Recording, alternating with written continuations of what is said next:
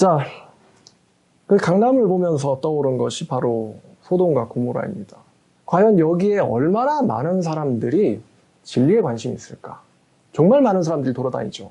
걸어다니다가 멈추면 뒷사람한테 폐가 될 정도로 많은 젊은이들이 걸어다니는 거리가 바로 강남입니다. 근데 이 중에 과연 누가 몇 명이나 천국에 가게 될 것인가? 사실 천국 가는 사람은 없겠죠, 거기에. 그렇게 수많은 사람들이 있지만 제가 그 사람들한테 뭔가 알려야 되거든요. 근데 걔네들이 천국 가지 않기로 결정한 것도 걔네들의 자유의지고 선택인데, 또 복음을 듣지 않기로 거절한 것도 걔네들의 선택이에요. 근데 그 소돔과 고모라 같은 곳에도 누군가는 진리를 외쳐야 된다라는 생각이 듭니다. 열매나 결과와는 상관없이요. 뭐 찐따다, 뭐 바보 같다, 뭐 틀딱 같다, 좋습니다. 저는 전할 말은 전하려고 하는 거예요. 근데 이제 강남에 가면 재밌는 게 있는데 바로 반정부 시위를 하고 있다는 거죠.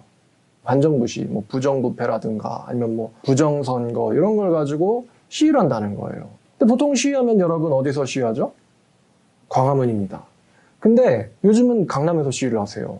그럼 시위하시는 분들의 그 연령대를 보면 대부분이 전부 다 한 60대 이상입니다. 60대 이상의 분들이 시위를 해요. 당연히 이제 그 시위를 보는 젊은이들은 아무 반응을 보이지 않고 투명인간 취급하듯이 그 시위대를 지나가죠. 정말 많은 할머니들, 할아버지들이 나와서 시위를 합니다. 그럼 뭐 이제 극우다, 극좌다를 이야기하기 이전에 일단 그분들은 나라를 걱정해서 나왔을 거다라는 생각은 들어요. 어떤 입장이든요. 정치적인 입장이든. 근데 문제는 이 나라를 살아가야 될 젊은이들이거든요. 젊은이들이에요. 나라를 살려야 된다며 시위를 하고 있는데 젊은이들은 거기에 관심이 하나도 없어요. 관심이 하나도 없어요. 그러니까 저도 전도자의 입장으로서 이제 대중들에게 공감하는 이야기를 하는 사람은 아니죠. 근데 왜 젊은이들은 관심이 없을까? 정치에 관심이 없을 수도 있고 아니면 자기 코가 석자라서 그럴 수도 있겠죠. 그런데 이 세대를 3, 40년 이상을 살아가야 될 젊은이들이 오히려 관심이 없다라는 거에 대해서 정의에는 아무도 관심을 갖지 않는구나라는 생각을 하게 됐어요. 그러니까 어떤 입장이 옳으냐 그르냐를 떠나서 말입니다. 오늘 말씀에 오늘 설교의 본문이 될 것인데 마태복음 10장 15절입니다. 제목은요. 설교 제목은 대한민국은 과연 정의로운가입니다. 대한민국은 과연 정의로운가. 자, 마태복음 10장 15절. 자, 예수님이 하신 말씀이죠. 내가 진실로 너에게 이르노니 심판날에 소돔과 고모라 땅이 그 성보다 견디기 쉬우리라. 이 말씀은요. 전도를 하러 나가는 이 예수님의 제자들에게 예수님께서 주신 말씀입니다. 앞절을 보면 누구든지 너를 영접하지도 않고 너희 말을 듣지도 아니하거든. 딱 오늘날의 상황이네요. 듣지도 아니하거든. 그 집이나 성에서 도시에서 나가면서 너희 발에 먼지를 떨어버리라. 내가 진실로 너에게 이르노니 심판날에는 소돔과 고모라가 그 성보다 견디기 쉬우리라. 여러분 소돔과 고모라 아시죠? 하나님의 징벌을 받아서 잿더미가 돼버린 도시입니다. 심판날이라고 말씀하셨으니까 정말 우리는 이 예수님의 제자들 당시보다도 훨씬 더 심판날이 가까이 왔다고 할 수 있죠. 가까이 왔지요 저희는. 그러니까 우리는요 점점 소돔과 고모라 혹은 소돔과 고모라보다 더욱 심각한 상태의 나라나 사회를 경험을 하게 될 것이고 이미 하고 있습니다. 그 예수님을 배척했던 유대인들조차도요. 예수님의 말씀에 무반응하진 않았어요. 예수님의 말씀에 오히려 격하게 반응해서 예수를 죽이려고 했으면 했지 예수님의 말씀에 무반응하지는 않았습니다. 근데 지금 이 현 시대에는 그렇지 않아요. 지금 현 시대는요, 적어도 무엇이 옳은지는 틀린지는 모르겠지만 진리란 무엇인가에 대해서 관심을 가지는 세대가 아닙니다. 오늘날 현 세대는요, 옳은지 틀린지조차도 관심이 없고 진리에도 관심이 없고 정의나 아니면은 철학이나 아니면 자기의 구원이나 자기의 영혼 문제에 대해서도 관심이 없고 오로지 눈앞에 보이는 쾌락을 쫓는 시대가 바로 오늘날 시대입니다. 참 아이러니한 모습일 것 같아요. 제3자가 제 모습을 본다면 저의 모습을 본다면 바로 이 앞에는 클럽을 들어가려고 줄 서 있는 수많은 젊은이들이 있고 바로 한 5m 앞에는 전도자가 이대로면 지옥 갑니다. 회개해야 돼요 라고 전도지를 나눠주고 있는 이 두 가지 모습이 한 장면에 보인다면 이러한 아이러니함이 있을까? 이런 대조가 있을까? 라는 생각이 들어요. 제3자가 제 모습을 본다면. 지옥 간다는 말에도요 반응하지 않아요. 가면 되죠 뭐. 이런 식입니다. 지옥이 어디 있어요? 있다고 해도 가면 되죠 뭐. 지금 쾌락이 더 중요한데. 내 영혼이 지옥에 영원히 던져지는 것보다 조금 뒤에 만날 남자가, 조금 뒤에 만날 여자가 중요하지. 내 영생이 중요합니까? 이게 오늘날 세대의 자세라는 것이죠. 앞으로 더더욱 소돔과 고모라보다 더욱 심각한 시대가 올 것입니다. 여러분 아시듯 롯을 구하려고 천사가 왔어요. 근데 소돔 고모라 사람들이 어땠습니까? 그 천사를 강간하게 했다며 내놓으라 라고 얘기했던 사람들이 소돔과 고모라 사람들이었어요. 천사를 강간하겠다. 동성애일 뿐만 아니라 뭐가 옳은지 그른지조차가 없었던 거예요. 왜 천사는 강간당해야 됩니까? 자기는 당하지 않을 자유가 있잖아요. 근데 마을 사람들이 모여가지고 내놓으라고. 언제 롯아 네가 우리의 재판관이 되느냐라며 법 따위는 안중에도 없는 그러한 윤리가 이 소돔과 고모라에 있었습니다. 우리나라에 사이비 종교가 굉장히 많죠. 전 어제도 사이비 종교 상담을 했고 그제도 상담을 했고 여러분들이랑은 다르지만 전 정말 사이비 종교에 의한 상담을 많이 합니다. 제가 저번 주에도 검찰청에 갔다 왔고요. 근데 이 검사님들이 법에 대한 이해가 있는가라는 의문이 들어요. 법치 혹은 법에 대한 이해가 있는가. 그러니까 법전을 외웠으니까 검사가 됐겠죠. 그런데 그 법이 왜 생겼는지, 이 법이 생긴 이유에 대해서 종교의 자유든 비판의 자유든 명예훼손이든 이 법이 왜 존재하는가에 대해서 그 원리를 이해하고 있을까 이 사람들이? 제가 검사실에서 그걸 느꼈어요. 이 사람들은 법에 대한 이해가 높지는 않구나. 법전만 외운 것일 뿐이지. 이런 생각이 들었습니다. 여러분 우리나라가요 수많은 종교 사이비가 있잖아요. 종교 사기가 있는데 심지어 우리나라가요 종교 사기 공화국입니다. 우리나라가 종교 사기 공화국이고요. 사이비 종교를 수출할 나라입니다. 우리나라가. 그리고 요즘은 상담을 하는데 독일, 영국, 호주, 남아메리카 할 거 없이요. 여기저기서 해외에서 상담 의뢰가 옵니다. 스카이프로요. 한국발 종교 사기에 대해서 상담 의뢰가 와요. 도와달라고. 종교 사기를 수출하고 있는 것이죠. 종교의 자유라는 미명 아래 온갖 사기꾼이 활발하게 활동을 하고 있는 게 바로 우리나라입니다. 왜 이렇게 종교 사기가 활발한지, 왜 이렇게 종교 사기가 활발할까요? 저는 여러 이유로 중고거래를 꽤 좋아하는 편이거든요. 근데 여러분, 중고거래를 하다가 누군가가 몇만 원 혹은 이제 몇십만 원 정도를 사기를 해서 편취를 했다고 가정해보죠. 그럼 그 사람의 신분이 노출돼 있다면 그 사람은 분명히 수사기관의 수사를 받게 됩니다. 몇만 원이든 몇천 원이든 떼먹으면요. 그거는 범죄가 돼버리기 때문이죠. 근데 내가 메시아라고 주장하면서 수천억을 떼먹으면요. 이건 합법이 돼요. 수천억을 내가 마음대로 만질 수 있게 되는 위치에 올라갈 수 있는데 내가 하나님의 선지자다 메시아다라고 주장하면요. 수만 원 사기치면 경찰서 끌려가지만 수천억 수조원을 가지고 갖고 놀면요. 사회에서 떵떵거리고 살 수 있습니다. 여러분 그 세월호 사건 아시죠? 몇천억, 또 이번에 신천지도 마찬가지입니다. 몇천억이나 되는, 요즘에 갑자기 부동산 폭등했으니까 몇 조 원이 될 수도 있어요. 그런 돈들을 여러분 교주들이 일해서 벌었어요? 아니죠? 그런 돈들이 오가요. 그런 돈들이 오가는데 그게 바른 걸까? 정부는 도대체 이 감시기구잖아요. 정부는 뭘 하고 있는 걸까? 국민들은요.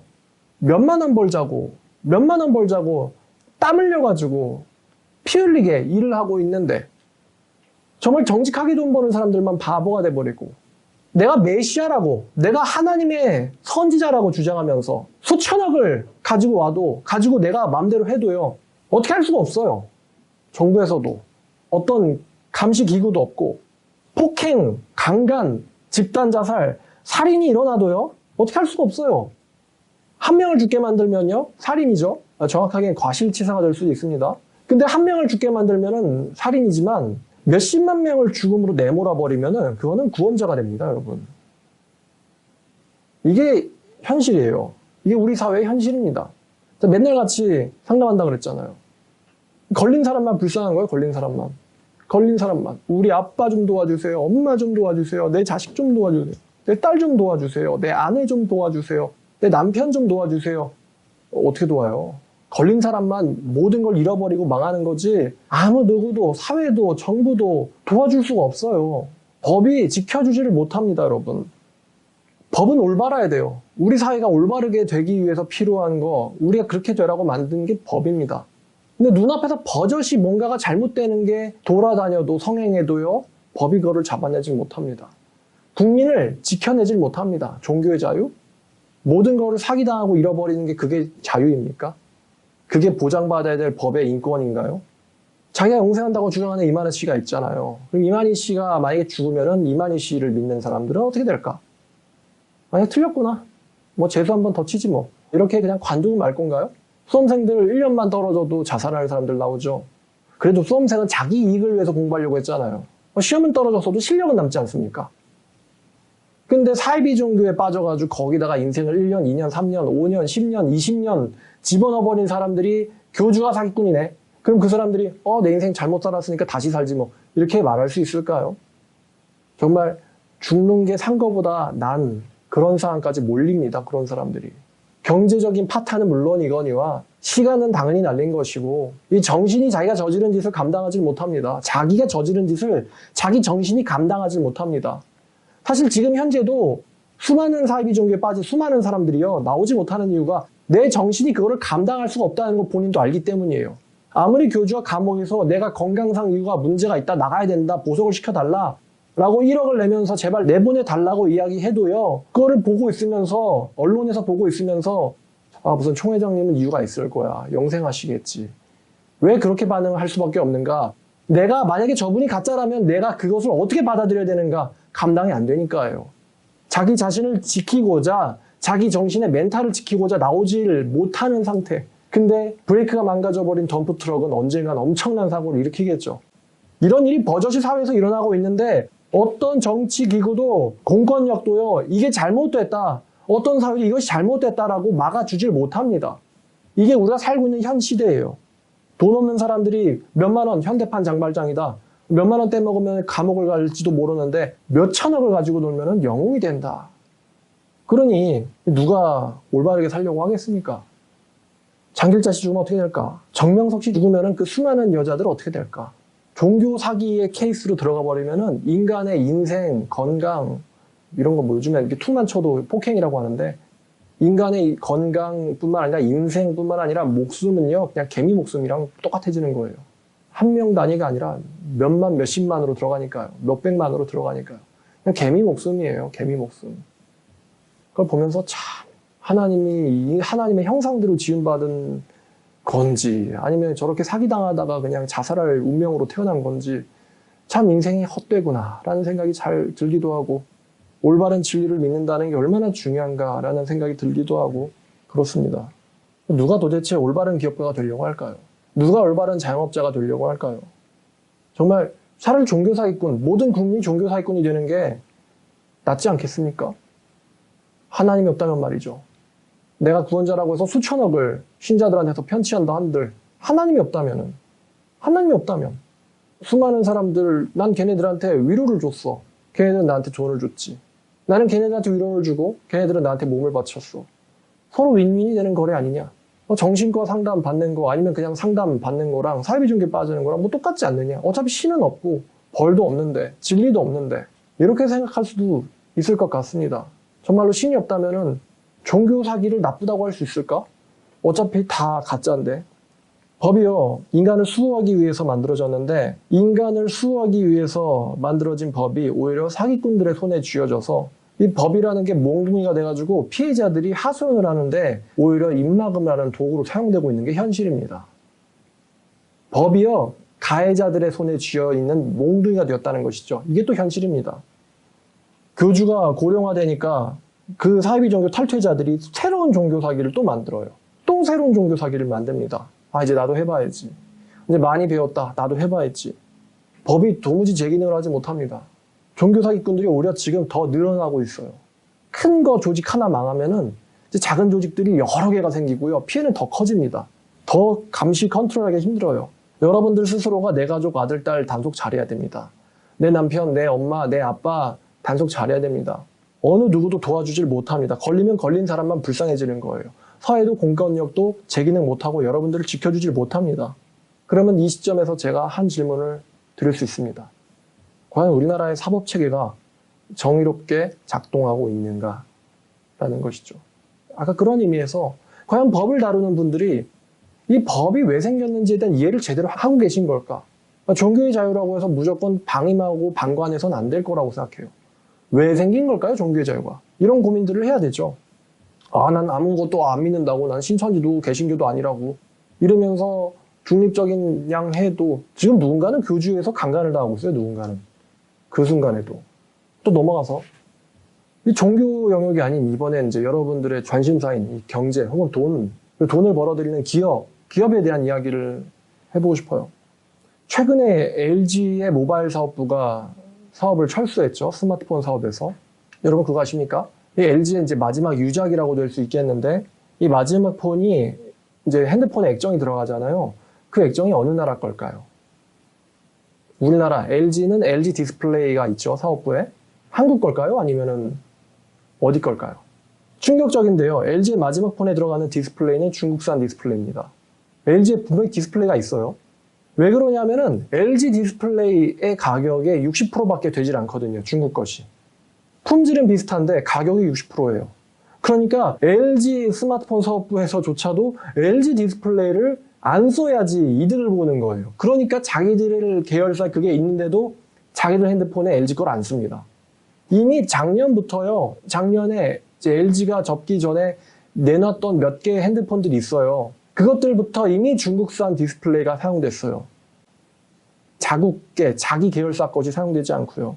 결국 모바일 사업부에서 철수하게 되었죠. 그럼 이 중국 디스플레이 회사가 어떻게 갑자기 이렇게 기술적으로 규모적으로 성장할 수가 있었을까요? 2002년에 하이닉스라고 하는 회사가 있습니다. 이 회사가 자금난을 겪을 때요. LCD 사업부를 중국에 넘겼어요. LCD 사업부를 중국에 넘겼습니다. 이 중국 회사가 핵심 기술 4,300여 개를 빼돌린 뒤에 이 LCD 우리나라 회사를 부도시켰습니다. 우리나라의 핵심 기술 4,300여 개를 꿀꺽한 다음에 우리나라 회사를 부도시켰다는 것이죠. 이 중국 회사가 지금 현재 LG폰과 애플의 리퍼용 아이폰에 디스플레이를 공급하고 있습니다. 이제 곧 있으면 아이폰에 LG가 아닌 중국산 디스플레이가 장착되는 것도 시간 문제라고 합니다. 이 문제에 중국 회사에는 상당수의 한국인들이 근무 중이라고 합니다. 왜 그럼 한국인들이 근무 중일까? 한국 대기업에서 연구원으로 있던 사람들이 자기 연봉의 10배를 제시받고는 옮긴다고 하네요. 연봉의 10배를 제시받는다. 그러니까 이제 중국 회사로 옮긴다는 거예요. 고급 아파트를 주겠다. 또 중국 간다고 부담스럽게 생각하지 마라. 무제한 항공권을 주겠다. 이런 파격적인 혜택을 주면서 이 스카웃을 제의한다고 합니다. 또 중국의 어떤 배터리 회사도요. 10배의 연봉을 제시하면서 한국의 대기업 연구원들을 데려갑니다. 결국 이 배터리 회사가 중국 배터리 회사가 급성장을 했고 삼성 SDI를 제치고 삼성 핸드폰에 배터리를 공급합니다. 웃기죠? 삼성은 배터리를 제작할 수 있는 회사거든요. 제작해서 팔고 있는 회사예요. 근데 삼성폰에 삼성 배터리가 안 들어가고 중국 회사의 배터리가 들어가고 있습니다. 현재 신형 갤럭시에 들어가는 배터리는 전부 다 이 중국 회사에서 만들어진 것들이에요. LG폰에 LG 게 없고 삼성폰에 삼성 게 안 들어간다. 중국 게 들어가고 있어요. 최근에 또한 이런 기사를 봤는데 삼성폰에 있는 엣지 디스플레이, 끝이 휘어 있는 거죠.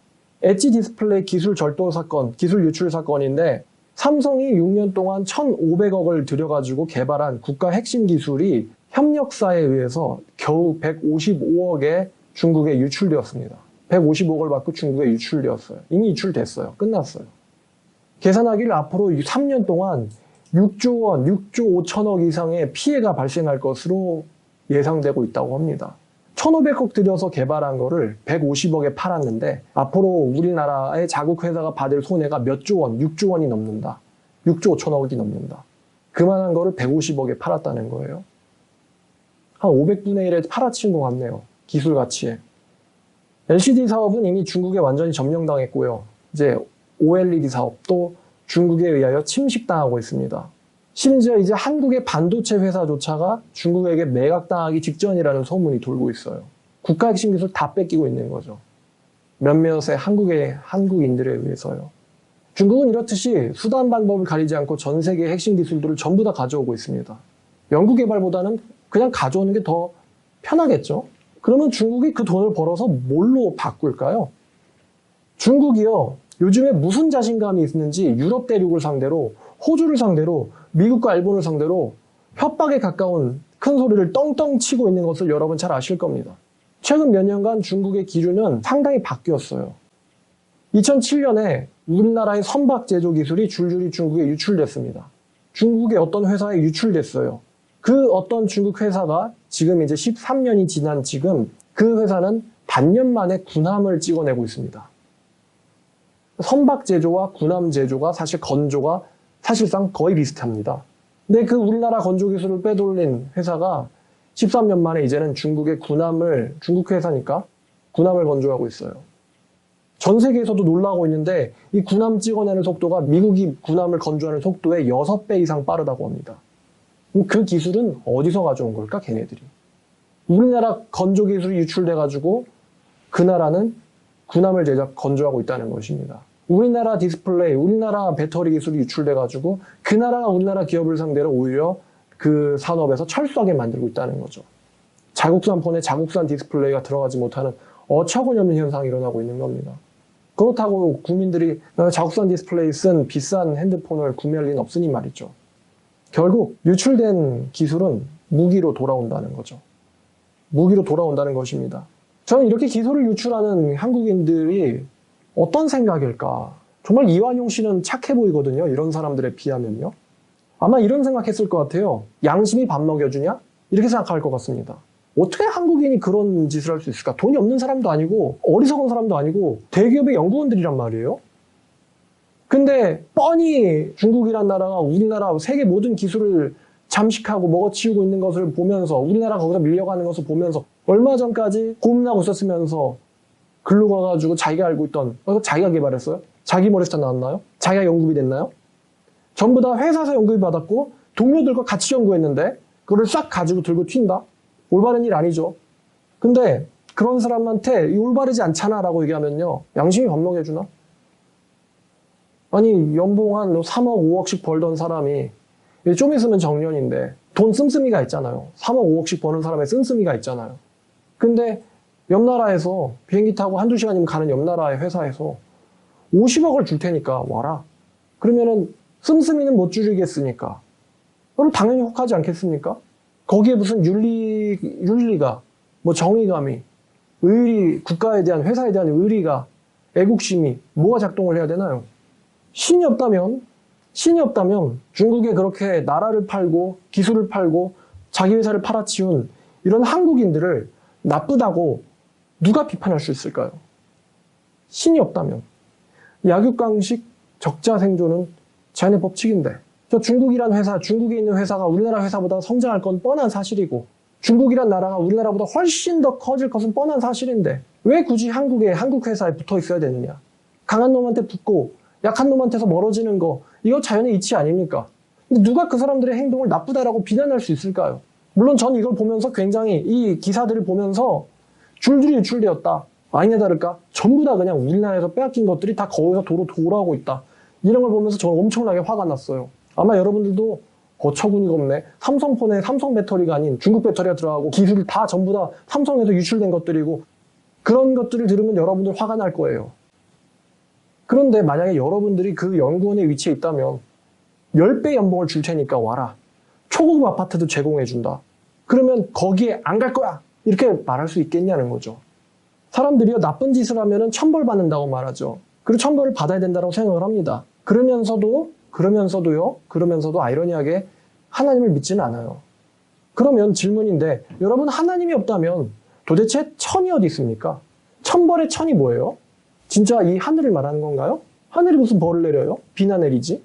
나쁜 짓 하면 벼락 맞는다는 소린가요? 진짜로 벼락을 맞나요? 거기서 천은 분명히 초자연적 존재를 가리킵니다.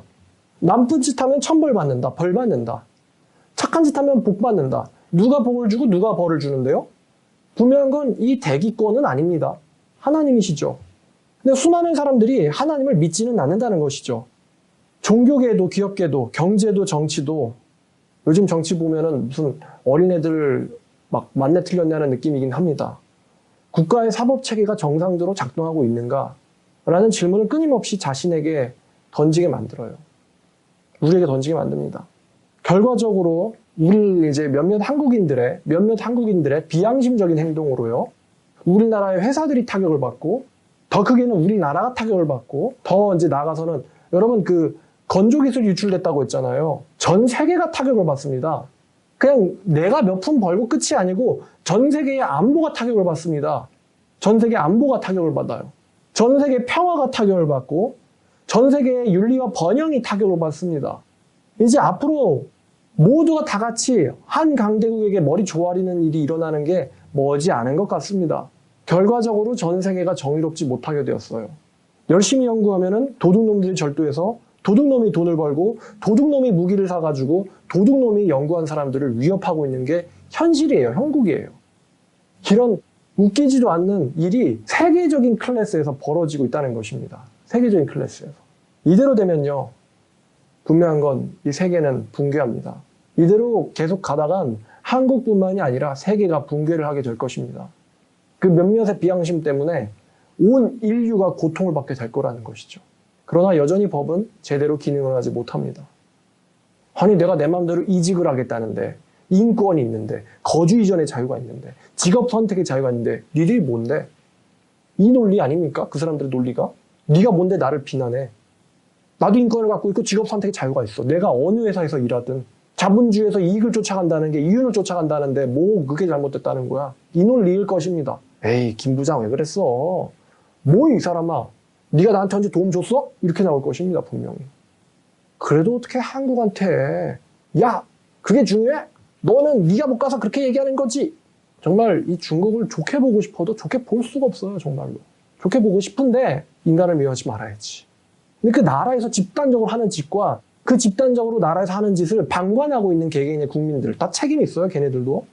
그걸 보면은 좋게 볼 수가 없다는 거예요.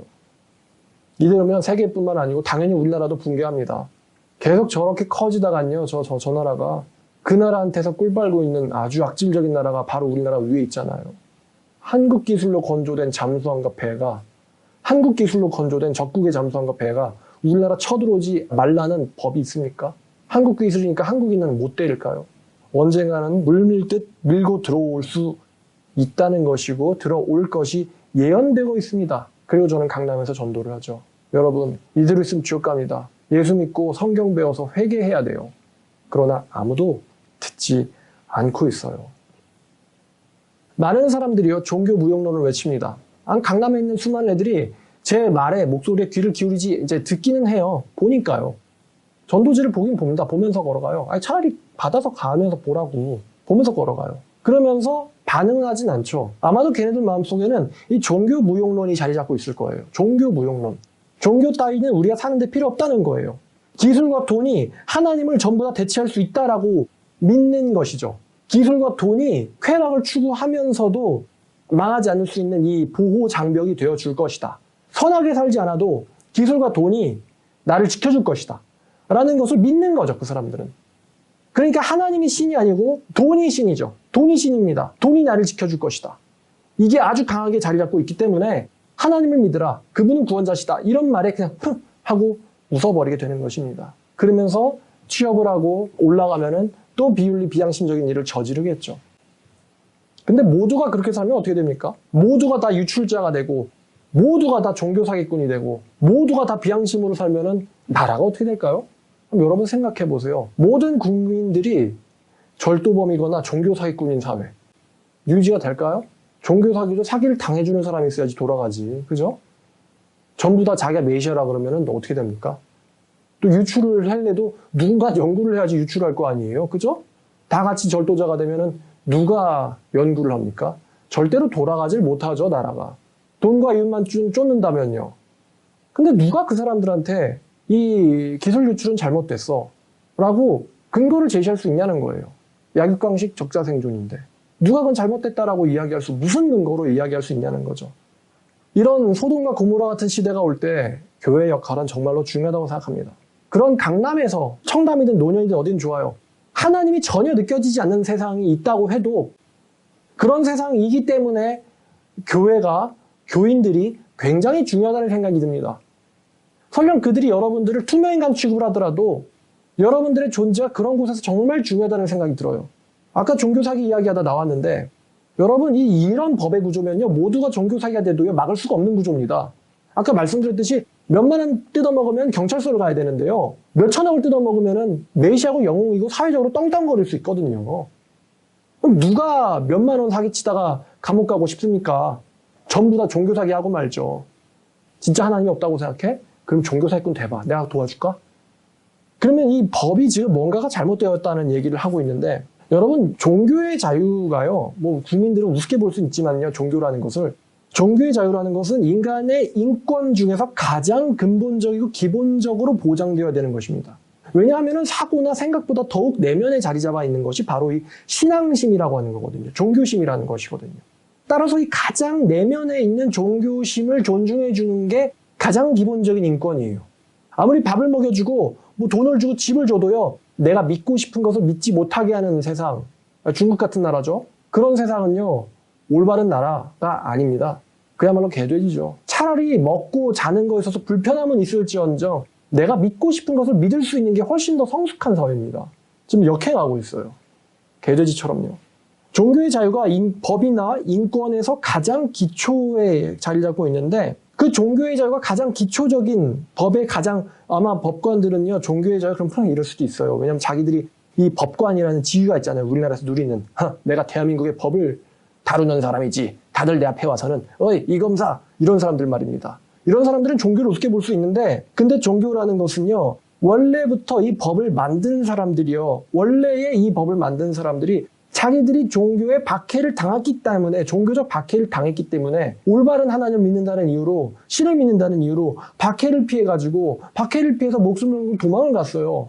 그 도망간 사람들이 만든 게 바로 이 법이에요. 따라서 우리가 법에 의해서 종교적 박해를 받았기 때문에 우리는 법으로 다른 사람들을 박해하지 않겠다라고 해서 나온 게 종교의 자유예요. 우리는 법으로 박해를 받았지만 그 나라에서 로마 카톨릭이 아닌 걸 믿으면 죽는다거나, 아니면 그 나라에서 성공회가 아닌 것을 믿으면 감옥에 간다거나, 감옥에 간다, 설교했다는 이유로 징역 12년을 내리는 그런 나라에서 박해를 당했기 때문에, 우리들이 세울 새로운 나라에서는 우리가 법으로 종교를 박해하지 않겠다.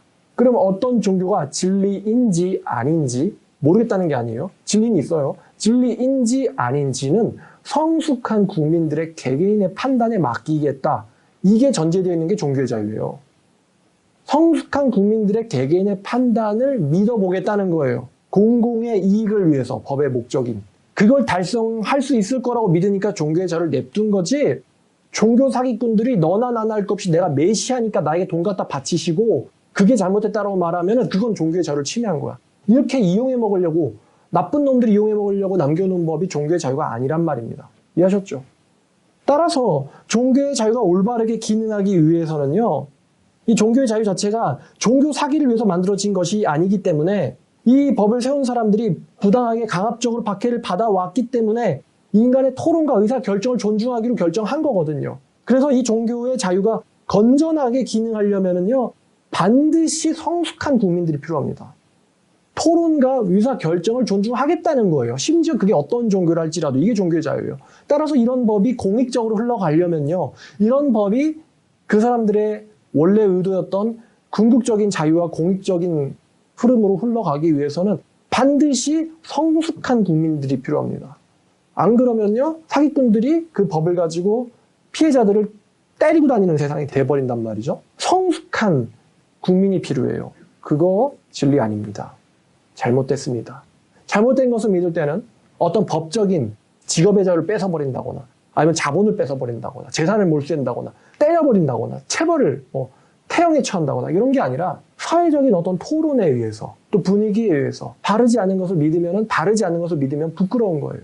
바르지 않은 것을 믿으면 부끄러운 거예요. 그런 사회가 조성돼야 종교의 자유가 제대로 기능하게 되죠. 그런데 어떻게 성숙한 국민들이 나올까요? 사람은요, 어리석어요. 사람은 어리석습니다. 근데 어떻게 해야 성숙한 국민들이 생길까? 저절로요? 나 하나 먹고 살기 위해서 뭐든 할 수 있는 게 인간이었어요, 여태까지. 고대 인간 사러 가면은 식인 같은 거는 그냥 뭐 우스웠어요. 식인, 강간, 겁탈 이런 건 그냥 우스웠어요, 고대 사회에서. 어떻게 해야 성숙한 국민들이 나올까? 도대체 성숙하다라는 건 어디서 나오는 걸까요? 이 성숙한 국민은 성숙한 교인들에 의해서 나옵니다. 성숙한 신앙인들에 의해서 성숙한 국민들이 나오는 거예요. 신앙인들이 성숙하게 생각하고 성숙하게 판단하고 행동할 때, 그 신앙인들의 행동이 비록 신앙을 하고 있진 않지만 그 사람들의 친구나 가족이나 그런 관계를 맺고 있는 사람들에 의해서 배워지고 전달된다는 것이죠. 이 성숙함은 하나님의 법으로부터 나와서 교인들을 통해서 세상으로 흘러갑니다. 하나님의 법이 성숙하죠. 이 법으로부터 나와서 교인들을 통해서 세상으로 흘러가요. 그래서 예수님께서는 우리 교인들을 가리켜서 너희들은 세상의 빛이다, 세상의 소금이다 라고 말씀하셨어요. 세상이 빛이 될 것이다가 아니고 세상에 비춰지고 있는 빛이 바로 너희라는 것이에요.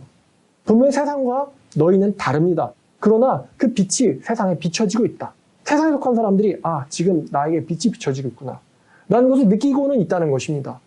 이렇게 살면 안 되겠다. 성숙한 나라, 성숙한 사회는요, 성숙한 교회에 의해서 만들어집니다. 이 성숙한 교회 없이 성숙한 사회가 만들어질 수가 없습니다. 절대로. 왜냐하면 인간은 이기적이거든요. 이기적이에요. 도킹스가 얘기했던 것처럼 이기적 유전자, 생존 본능, 이거 이 인간의 본성이거든요. 사회는 어떻습니까? 자본주의에서 사회나 국가의 이익이 아닌 자기 개인의 이익을 추구한다고 해서 그것을 어떻게 비판하겠습니까? 자본주의 사회인데 내 개인의 이익을 추구하는 게 기업은 기업의 이윤을 추구하고 개인은 개인의 이윤을 추구한다. 이거 잘못됐다라고 어떻게 비판할 수 있을까요? 누구나 기술 유출이 옳지 않다는 걸 알고 있죠. 그러나 법은 이것들을 전부 다 감당하지 못합니다. 누가 하나가 몰래 스마트폰으로 착각할 때, 몰래 캡처를 할 때 법이 일일이 잘못했어 이렇게 찾아내지 않는다는 거예요. 못한다는 거예요. 현실적으로, 기술적으로 불가능해요. 법은 모든 사람들의 잘못을 잡아내지 못합니다. 적자생존 사회에서 자기 이윤을 추구하기 위해서 공익을 치는 것을 나쁘다라고 어떻게 얘기할 수 있을까? 이것을 막으려면 건전한 크리스찬이 필요해요. 법은요, 모든 문제를 해결해 주지 못합니다. 모든 문제를 감시하지 않아요. 법은 최소한이고 그 법보다 더 중요한 거는 인간들의 윤리성입니다. 인간들의 윤리성이라고요. 인간들의 윤리성이 법보다 위에 있는 것이지 법이 인간들의 윤리성을 대신할 수는 없어요. 대신할 수는 없습니다. 아무도 안 볼 때 내가 꽁초를 버리는 거 법이 잡아내지 못합니다. 그러나 그것을 주저하게 만드는 것은 개인의 윤리성이에요. 아무도 안 보아도. 윤리성이 상실된 사회는요, 망합니다. 절대 제기는 못해요. 그게 나한테 도움이 되나요? 돈이 되나요? 그러면 내가 구해주고 도와주죠. 안 돼요? 죽으세요. 다들 이런 사회 산다고 생각해보세요. 지금 열심히 폭행당하시는군요. 근데 제가 무슨 이윤이 있나요? 그럼 맞으세요. 이런 사회는 기능하지 못한다는 것이죠. 윤리는 자율이고요. 강제가 아닙니다. 여러분 다 아시겠지만 법은 강제성을 가지고 윤리는 강제성을 가지지 않습니다. 개인의 양심에 기초하고 있죠. 더러운 이득이 있는데 이 더러운 이득 앞에서 아무도 알아주지 않아도 나는 올바름을 믿고 추구하겠다. 그래야 할 이유는 무엇일까요? 하나님 없는 인간에게 그럴 이유가 있을까요? 하나님을 모르는 인간에게 그럴 이유가 있을까요? 나는 무신론자인데 내가 종교 사기꾼 메시아라고 주장해가지고 나에게 더러운 이윤들이 들어온단 말이에요. 왜 그거 하면 안 되죠? 제가 한번 검사가 돼가지고 아니면은 진지하게 한번 물어보고 싶어요. 종교 사기꾼들한테. 왜 그렇게 사세요? 거기에 대해서 좀 논리적인 대답을 들어보고 싶어요. 왜 자기를 하나님이라고 주장하셨나요? 거기에 대해서 좀 제대로 된 대답을 들어보고 싶습니다. 왜요? 하면 안 돼요? 돈 되잖아요. 아마 그게 그 사람들의 본심일 거예요. 통신대학교 신학과에서 생활하다 보면은 종종 듣는 단어가 있어요. 말이 있는데 그게 바로 코람데오라는 말입니다. 코람데오. 여러분 데오라는 말이죠? 라틴어예요, 라틴어. 무슨 뜻이냐면은 영어로는 before God. 그러니까 하나님 앞에서 라는 뜻입니다. 문장도 아니에요. 하나님 앞에서. 코람데오. 라틴어의 코람과 데오스가 합쳐진 말이에요. 하나님 앞에서. 신 앞에서. 이게 무슨 말일까? 성경 여기저기서 나오는 말인데 대표적으로 신명기 18장 13절이 있습니다. 신명기 18장 13절. 너는 네 하나님 앞에서 완전하라. You shall be blameless before the Lord your God. 네 하나님 앞에서 완전해라. Before your God. 이게 코람데오가 된 것이죠. 그러니까 누구 앞에서입니까? 누구 앞에서예요? 하나님 앞에서. 법 앞에서? 경찰 앞에서? 순찰차 앞에서? 이웃 앞에서? 하나님 앞에서. 완전하라. 이 코람데오, 이 정신은요, 종교개혁자들의 좌우명이었어요. 아무도 알아봐주지 않아도, 아무도 인정하지 않아도 하나님 앞에서 올바라야 한다. 이게 그 사람들의 정신이었고 결과적으로 그 사람들은 가장 큰 사회적 변혁을 일으켰습니다. 종교개혁이라고 하는 변혁을 말이죠. 가장 큰 인간사회 변화 중에 종교개혁만 한 게 없죠. 이 코람데오 정신이 우리 교인들에게 이런 시대이기 때문에 필요하다고 생각합니다. 모두가 다 더럽고 비윤리를 추구할 때에 그걸 추구하지 않아야 될 이유가 무신론자들에게는 없으니까. 이런 사회에서 누군가는 정의로워야 하고 누군가는 올바라야 합니다. 올바르어야 합니다. 모두가요, 옳음을 내던져 버린다면요, 그 사회 자체는 죽어버린 사회가 될 거예요. 심지어는 언론들이 기독교인들의 선행을 칭찬해주지 않아도, 이웃들이 여러분들의 선행을 인정해주지 않아도, 가족들이 여러분들의 올바름을 알아봐주지 않아도요, 묵묵히 크리스찬들은요, 올바른 윤리관과 삶을 가지고 사회를 지켜내야 합니다. 예수님께서 너희는 소금이라고 말씀하셨어요. 소금이 물에 닿으면 녹아버리죠. 소금이 소금 그대로 있을 때는요, 제 기능을 하지 못합니다. 녹아서 형태가 없어져야 하죠. 녹아서 형태가 없어져서 그 무언가에게로 스며들어가면 그 무언가에서 일어나는 부패가 멈춥니다. 자기는 형태를 잃지만 그 무언가는 부패를 멈추죠. 자신이 녹아 없어지더라도 주변을 썩지 않도록 지키는 크리스찬들이 이런 세상이니까 정말로 간절히 필요하다고 생각돼요. 분명한 것은 이 사회는 주님이 예언하셨듯 언젠간 심판당하게 될 것이고 멸망할 것입니다. 그러나 우리 크리스찬들은 멸망할 세상이니까 지킬 필요가 없다라고 생각해서는 안 됩니다. 언젠간 멸망이 오더라도 그 멸망의 날이 오기 전까지 우리들은 제자리에서 최선을 다해서 올바르게 살아야 됩니다. 제가요, 검찰청 들어갈 때 얼마나 마음이 떨렸는지 아세요? 그냥 다 포기하고 그냥 집에 갈까? 피해자도 아닌 내가 피해자이면서 왜 검찰청 가는 게 왜 이렇게 싫은지, 너무 싫은 거예요. 거리도 멀지만서도 건물이 왜 이렇게 투박하게 생겼는지 모르겠어요. 좀 어린이집처럼 지어놓지. 뭘 검사 건물 왜 이렇게 감옥같이 지어놨어요. 재미없게 따닥따닥 무슨 개미집을 지어놨어요. 거길 들어가는데 신분증 내야 되고 또 피의자 마주쳐야 되고 기분 정말 더럽고 싫어요. 내가 종교사기 피해 받은 것도 아니고 걔가 나한테 잘못하는데 걔가 나한테 잘못한 것도 아닌데 내가 왜 4시간 벌어가면서 교통비 벌어가면서 여기까지 와야 될까? 내가 왜? 내가 피해자도 아닌데 내가 이 사람들이랑 싸워준다 한들 누가 고맙다고 할 것이며 누가 나를 알아봐 줄 것인가? 라는 생각이 계속 들면서 가고 있는 거예요. 싫은데 가고 있는 거예요. 왜? 마음속 제일 깊은 곳에 이게 올바르다 라고 생각하고 있기 때문이에요. 너무 싫거든요. 근데 이게 올바르다고 믿고 있기 때문이에요. 목사니까. 또 목사이기 이전에 한 명의 인간이니까, 하나님 앞에서 한 명의 인간이니까, 난 이렇게 살기로 결심했으니까, 하나님 앞에서 그 결심을 내가 고수한다는 게 이렇게 나를 힘들게 할 거라고는 생각 못했지만 힘들다고 해서 그 결심을 저버릴 수는 없으니까, 아, 이게 정의를 관철하는 삶이구나. 힘들다. 그런데 이게 올바른 거야. 그래서 간 거예요. 누군가는 해야 되거든요. 누군가가 길에 쓰레기를 버렸으면요, 누군가는 그걸 주워야지 걔가 저절로 걸어서 쓰레기통에 들어가지진 않아요. 누군가는 해야 돼요. 그리고 그게 다부터 해야지. 그래야 교인들이 하겠지 라는 생각을 하면서 한 거예요. 여러분들이 올바르게 사는 게 정말로 이 시대는 간절합니다. 여러분.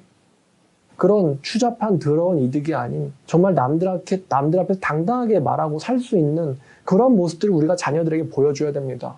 그 대기업 연구진들, 그 연봉에 나라 기술을 팔아치운 애들 자식들한테 뭐라고 얘기할 겁니까? 뭐라고 얘기할 거예요? 그 자식들한테 뭘 가르칠 겁니까? 뭐 50억에 자기 자식 윤리를 그냥 팔아버려요? 나는 이렇게 비윤리적인 인간이야, 자식아. 돈이 중요해. 그걸 가르칠 겁니까? 그 애들 앞에서? 요즘 애들이 뭐 어른들 한다고 뭐 그거 아시죠? 뭐 풀커즈원에 들어갔더니 초등학생들이 보험 사기 치잖아요. 막 보니까 뭐 차가 오는 걸 보고는 달려 들어가서 부딪히더만요. 초등학생들이. 어른들이 알려준 거잖아요. 돈 버는 방법을. 그런 사회가 됐어요. 이제는. 우리가 올바른 삶을 이 세상에서 반드시 살아내야 됩니다. 쉽진 않아요. 쉽진 않습니다만 하나님께서 여러분들을 지지하고 계시다고 생각합니다. 성경 몇 구절만 보겠습니다.